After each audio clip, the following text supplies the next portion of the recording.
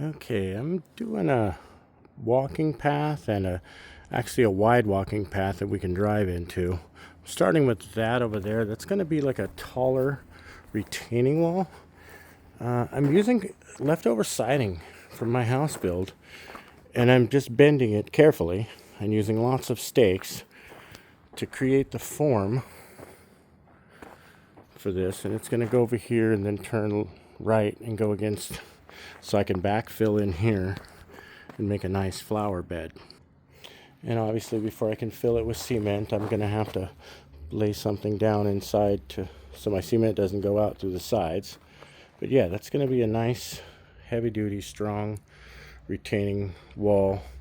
And then I'm going to put some vent covers on and backfill it with some potting soil below the siding of the house level, and replant all these plants in there, of course in a better way.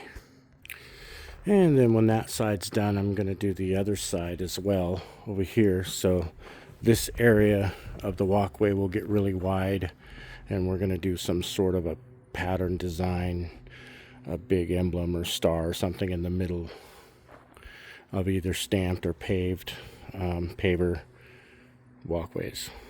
As for this portion of the yard, we're going to do like a curbing around it, curved there, curved here, a corner there and a corner here, slightly raised, so we can level that out and do some a different landscaping project there.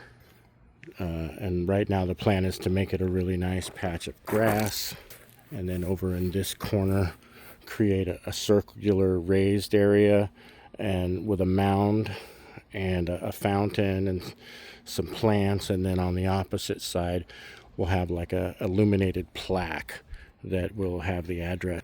So there'll be a big mound here with the address on the front, illuminated at night. And of course the curbing will go all the way around it. It'll look really nice.